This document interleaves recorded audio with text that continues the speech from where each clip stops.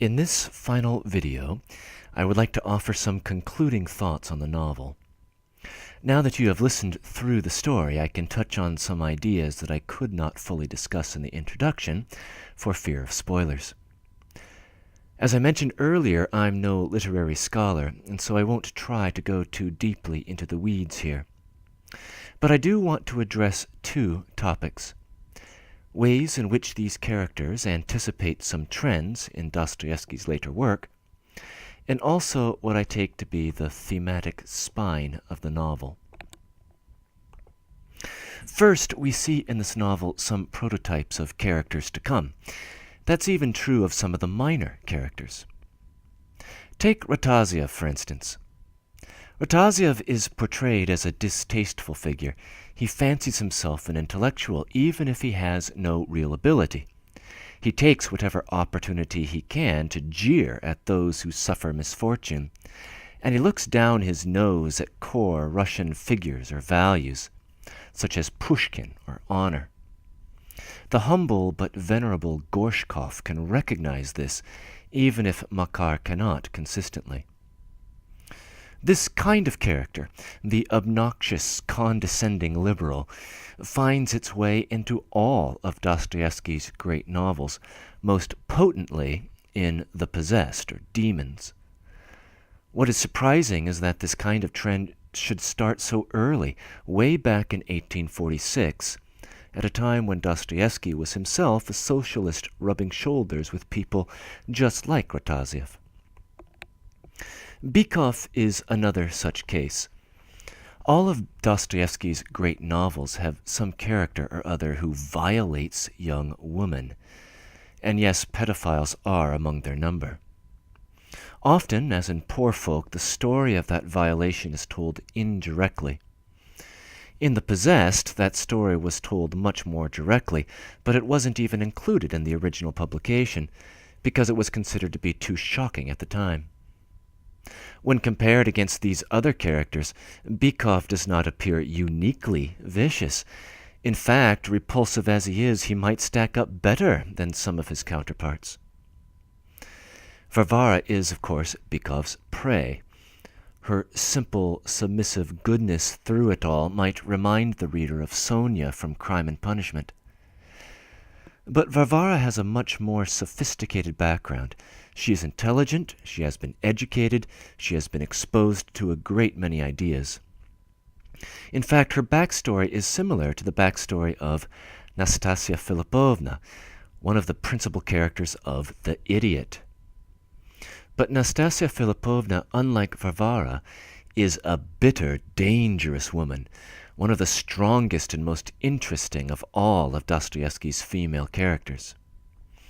It is as though Dostoevsky took the very tame Varvara, added a sharply acidic twist, and came up with Nastasia Philippovna. But the most complicated of the characters in Poor Folk is also the novel's biggest simpleton, Makar Alexievich. Makar is a bundle of contradictions. He obsesses over privacy and wants no one to know of his friendship with Varvara, is afraid to cross the yard in the daylight, and even misses Varvara's mother's requiem service as a result. But he also fantasizes of being a renowned author, being recognized in the Nevsky Prospect or perhaps noticed by a countess. And while he demands privacy for himself, he does not always respect it in others. Recall his peeping through the door to witness the conflict between Aksent Yosipovich and Pyotr Petrovich. He suffers from drunkenness, but when he searches for an insult to hurl at Faldoni, he can think of nothing better than to call him a drunkard. In a letter in which he takes the Lord's name in vain, he accuses Markov of villainy for doing the same thing. He accuses Paul de Kock's novels as being too racy for decency, mere pages after he has lauded Ratakyev's absurdly salacious stories. His obsession over Varvara is not always rational. He says he covets her well-being, but when she has an opportunity to serve as a governess, which would improve her welfare, he fiercely opposes it. While he's down on his luck, he sheepishly confesses that, If he could borrow money, he would buy a little tobacco. Varvara sends a few kopecks his way, inviting him to do so. Makar feels such guilt at this that he loses self-dignity and succumbs to drink, but then refers to this very sequence of events as fated and concludes that he is absolved of blame. These little touches run up and down the novel. Now, we do know that Freud read Dostoevsky. I won't claim that he hatched his idea of projection by reading Poor Folk of all things. And yet we see here the young Dostoevsky intuitively feeling his way towards portrayals of the human mind that would later be incorporated into the canon of psychoanalysis. It's clear that the man is a talent. I think of Makar as perhaps an early docile prototype for the underground man. The reclusiveness, the wounded dignity, the desire for acceptance, the irrationality are all there. Makar has only the smallest taste of that bitterness which is so vividly on display in Notes, and he is unaware of his own irrationality, whereas the underground man is perversely aware of it. But Makar may provide a foundation upon which the underground man is built. But this leads us to the second main topic I want to touch upon here, the thematic core of the book. In one of those letters where Makar is at his most indignant, the July 8 response to Gogol's Undercoat, Makar outlines a perspective on the world that seems to be ripped straight out of the Middle Ages, something like the traditional great chain of being. Everyone's place on this chain, indeed every object's place, is ordained according to God's purpose and ranked in hierarchical order. Those below must properly give deference to those above, but they also have license to expect deference from those below them.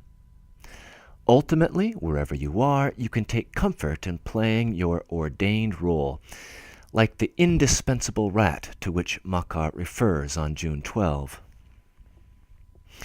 Makar clearly believes in this chain. He is perfectly willing to take his lumps from people in authority, or even to be ignored by them. Pyotr Petrovitch, for instance, refuses even to acknowledge him when Makar goes to request a loan, but Makar takes this simply as part of the order of things. On the flip side, Makar is rough with the likes of Teresa or Faldoni, whom he considers to be his inferiors, and is mortified when the peasant Faldoni casts an insult his way. Here are three ways this perspective on the world is challenged in the novel. First, we see tension from the perspective of those on the lower rungs.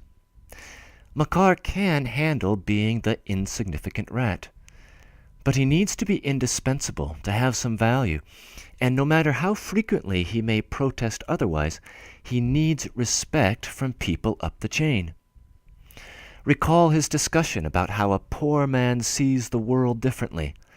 He sees a slight in every glance, even perhaps a slight in how others offer him financial support.